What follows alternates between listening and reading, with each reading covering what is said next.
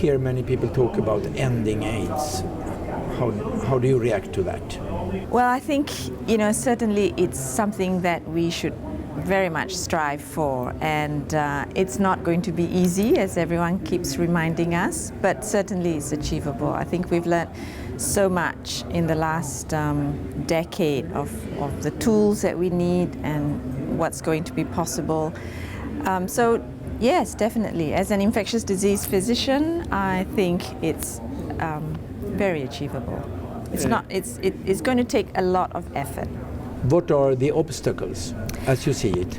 As I see it, at least in my country, in my region, some of the main obstacles are the laws and policies that exist, the competing interests within governments. Maybe AIDS is not very high on the agenda in countries where they're striving to improve economically, where leaders and politicians still have not connected the intersection between HIV and economic growth, for instance.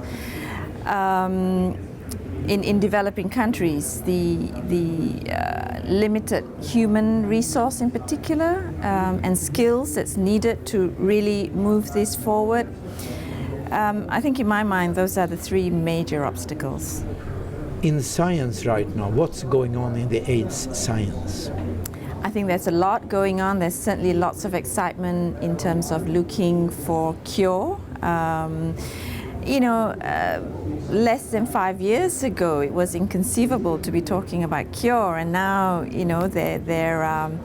there are many groups working very hard to look for different aspects of the way to get to a cure for HIV/AIDS. So I think that's really exciting.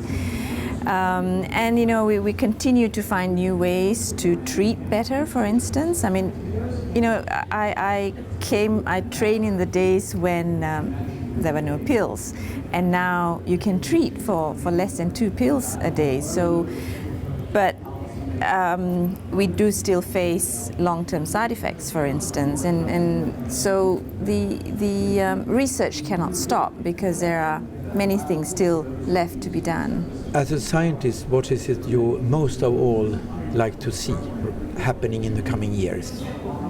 2 things, I guess, a vaccine and a cure. Mm-hmm. And what's the most difficult? Possibly the vaccine. I think, the search for the vaccine began possibly long before the search for a cure, and we're still searching. I think the virus, unfortunately, is a clever little thing, and it's posing a big challenge for the vaccine community. Why is this virus so clever? Because now it's mutated into very many different clades and groups, and the genetic diversity of the virus is now just so large, and it continues to mutate.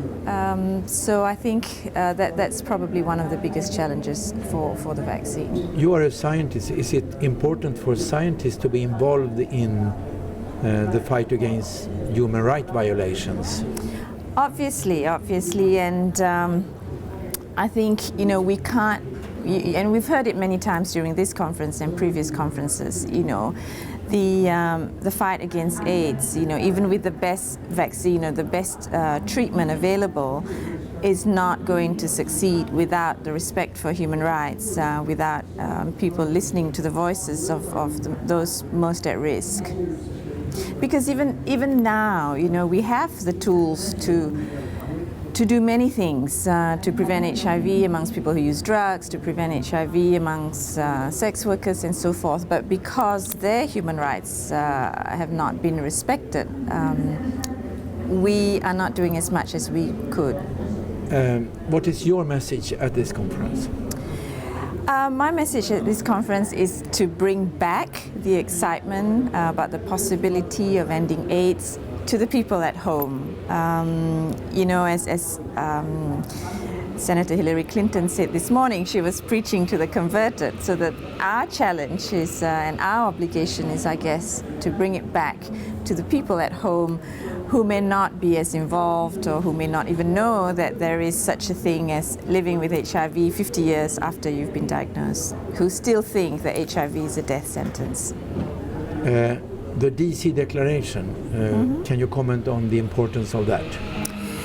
I was part of the team that, I guess, crafted it, and it's important to, I think, as a piece of declaration, to reinvigorate people, after 30 years of fighting, to get people together and to be reinvigorated, because now more than ever before, I think we know what we can do and we know what needs to be done. And finally, next year you will be co-chair for scientific IAS Conference in Kuala Lumpur. That's right.